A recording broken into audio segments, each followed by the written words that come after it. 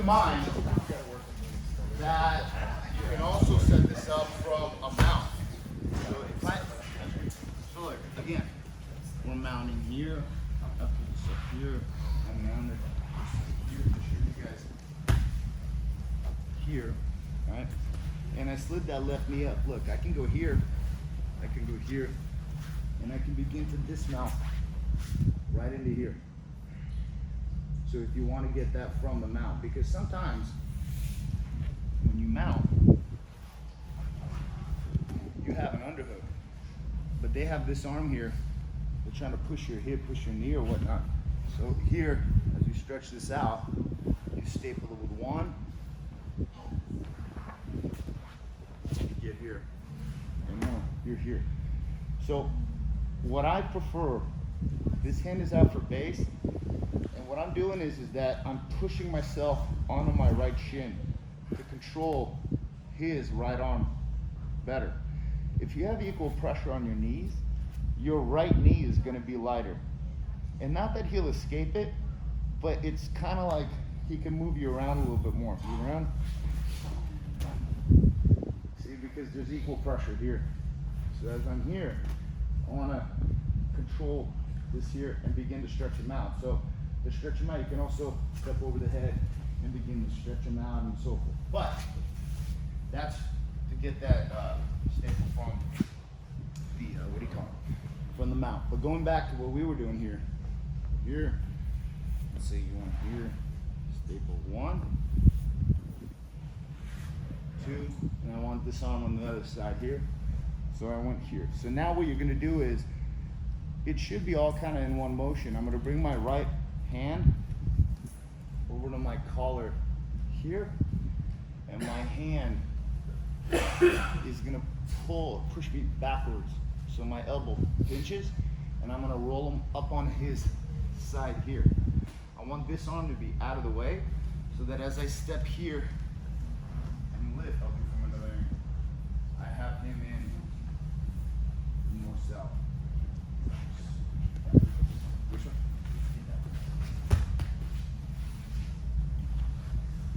Over here, up, down. 1, 2, 5, yeah. So look, sometimes they'll have this arm here. You're gonna take a fist, you're gonna put it in their elbow, and you're gonna start pushing it out. I assure you they're gonna wanna hide that arm. And then this hand grabs your collar and elbow pinches. So what I'm gonna do is I'm gonna use this hand, this elbow, and this foot to pull him back onto his side here. As I take a step, my hand moves, and I keep lifting his arm so that he can't really bend it. As I bring my left arm under, and my hand switches here, and I finish the Kimura. So, here, 1, 2. If he's not moving this arm here, this left hand, make a fist right inside the wedge of his, okay, then they'll typically move it here. This hand, I don't even need to do this. I'm just gonna lean and grab here. As this hand here is gonna go back. So this hand has to move for my knee to come here. Step, pivot, and lift, so that the elbow, my elbow, does not allow his arm to bend.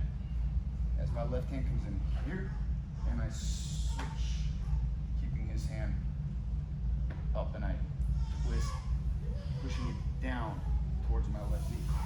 Very important here, if you stay low, he'll bend that elbow, and he'll grab his pant, or a belt. And I don't want him to do that, grab it, because then I'll have to go back here and start beginning to separate and all that kind of stuff, which forces me to have to now, while he's doing arm locks here,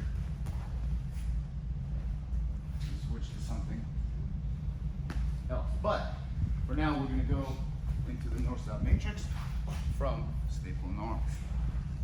Over here, I'm kind of crushing his frame here, but he's giving me a good job framing. Look, I push this here, and he's going to keep it framed. As I pull, I push here, and I roll over it. careful here a little bit here, because if the arm gets too bent, you can hurt the arm. So the second my knee slides over, this hand goes here, and my right foot staples here. Yes. Reach, collar.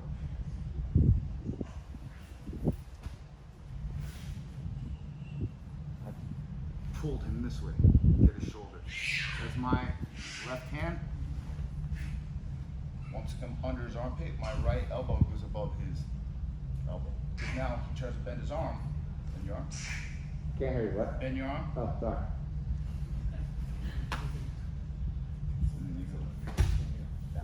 Do you have a preference on when he's framed, dealing with the chopping the arm first, his right arm first, Yeah. or dealing with No, head frame? Okay. This frame, I'm gonna show you guys, only works if this frame is properly connected to my hip. So now this frame, give me a better frame here. Good, now turn to your hip, shoulder, hip, shoulder. So that's working very nicely here. I mean, I didn't move, he moved 1, 2, 3 times, okay? That's this frame working because of this frame. Now what's gonna happen is that he's not gonna use this frame. Now go ahead, use this frame. Okay.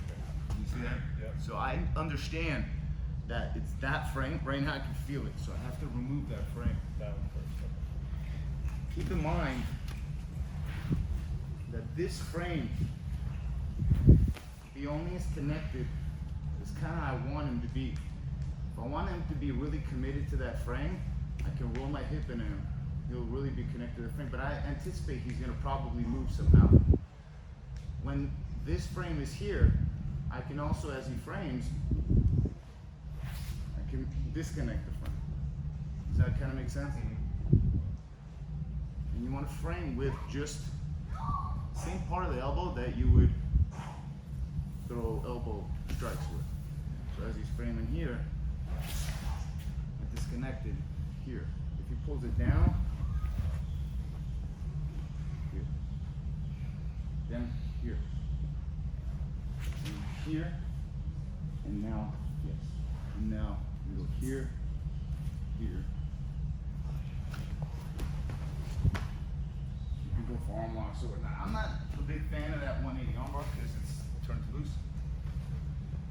But I'd rather get him in the north-south matrix.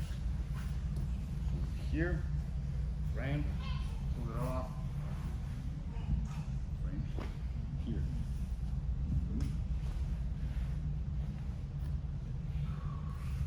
Collar, hand, and I'm gonna roll back. Like I want to get my elbow on his rib, leaving me the path for back exposure. As I step around his head, I kind of put my toes on the mat to pivot.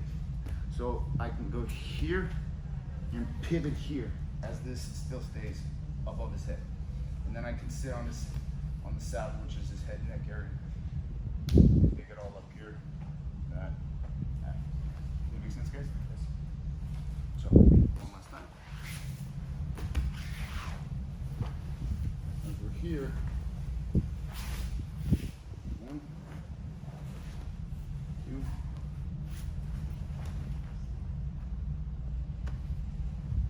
All right, try that. 1, 2, 3.